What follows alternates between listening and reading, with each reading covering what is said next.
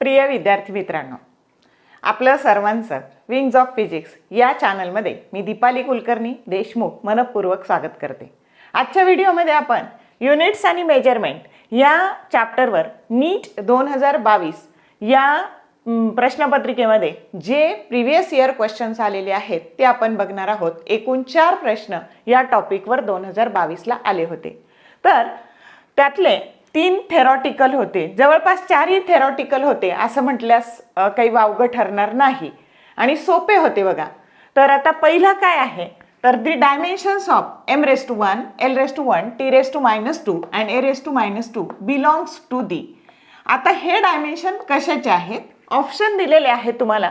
Electric permittivity, magnetic flux, self inductance and magnetic permeability.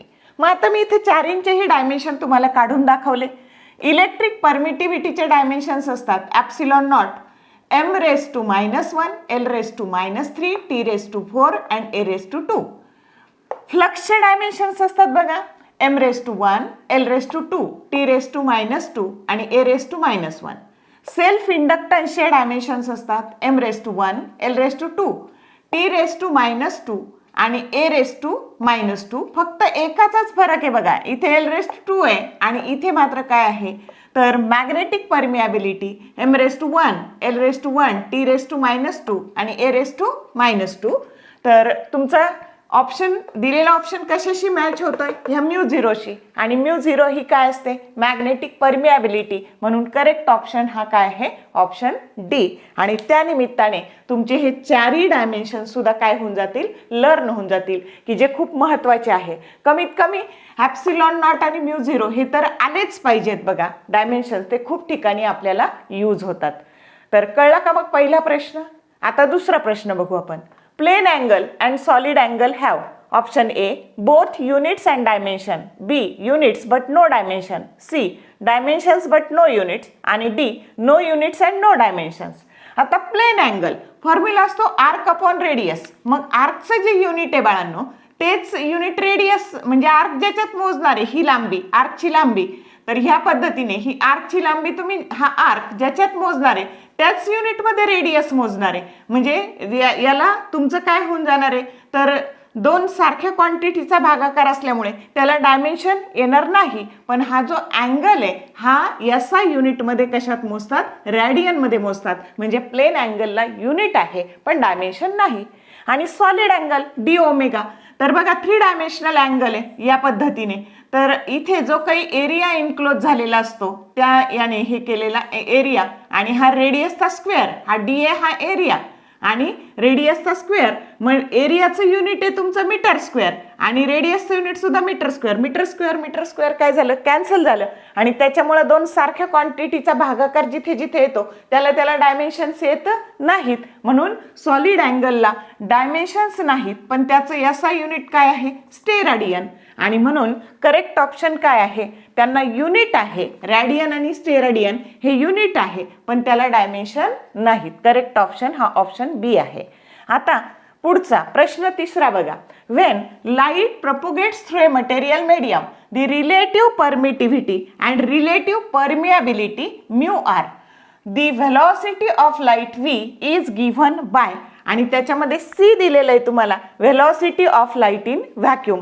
आता हा तुम्ही प्रश्न युनिट्स आणि मेजरमेंटवर कन्सिडर करू शकता किंवा हा इलेक्ट्रोमॅग्नेटिक वेव्स या चॅप्टरवरचा पण कन्सिडर करू शकता. आलं लक्षात? मग आता velocity of light in material medium, material medium मधली व्हेलॉसिटी असते 1/√μ × ε. आता ह्या म्यूची किंमत काय असते? μ0 इंटू, बघा म्यूची किंमत असते μ0 × μr आणि ची किंमत असते ε0 × εr. आणि म्हणून आपण ही किंमत टाकून दिली. आता याला सुट्ट केलं बघा, μ0 ε0 एका स्क्वेअर रूटमध्ये घेतले आणि μr × εr हे एका स्क्वेअर रूटमध्ये घेतले. असं का केलं तर ह्याची किंमत ही जी व्हॅल्यू आहे याची किंमत आपल्याला सी टाकता येते की जी काय आहे velocity of light in vacuum. आणि म्हणून मग याची किंमत जर आपण सी टाकली तर आपला करेक्ट ऑप्शन काय झाला? Option A. एवढा सोपा MCQ होता बघा.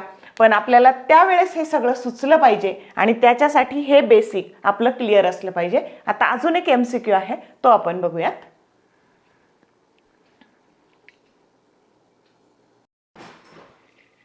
तर आता चौथा प्रश्न आपल्याला बघायचा आहे.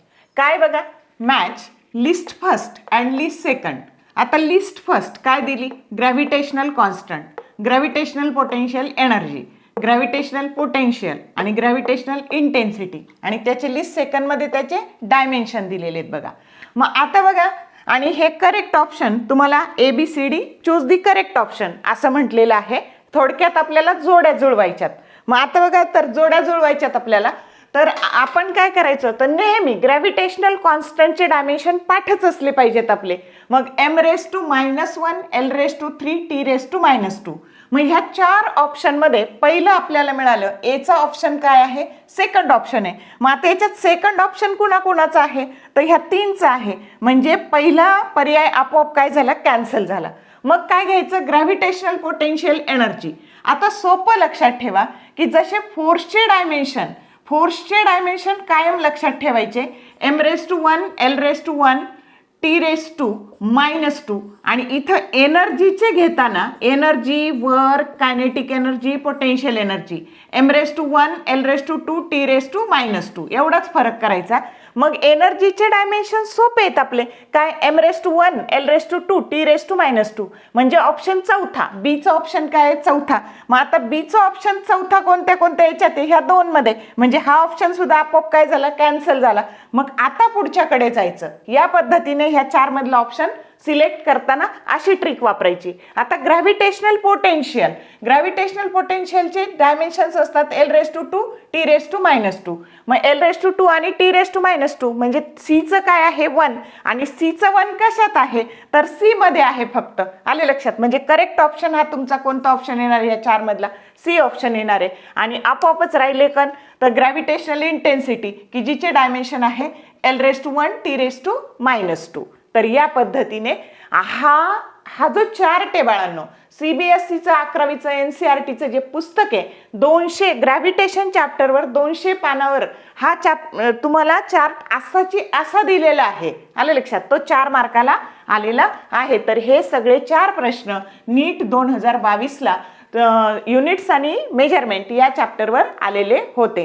तर स्वरूप कळलं का तुम्हाला? खूप सोपे प्रश्न असतात. म्हणजे एकूण 16 मार्काचं वेटेज या चॅप्टरवर पडलेलं होतं. तर म्हणून हा चॅप्टर दुर्लक्षित करायचा नाही. असेही आपल्याला थेरीमध्ये सगळ्या ठिकाणी युनिट्स आणि डायमेन्शन्स लागतातच.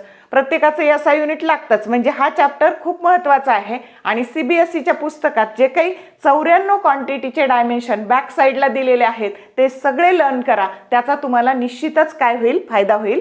तर हा जर व्हिडिओ तुम्हाला आवडला असेल तर लाईक करा, कमेंट करा, मित्रमैत्रिणींसोबत व्हिडिओ शेअर करा, बेल आयकॉन प्रेस करायला विसरू नका आणि चॅनलला सबस्क्राईब करायला पण विसरू नका, जेणेकरून आलेल्या व्हिडिओचे नोटिफिकेशन्स तुम्हाला मिळत जातील. पूर्ण व्हिडिओ पाहिल्याबद्दल thank you very much and all the best for your study hard.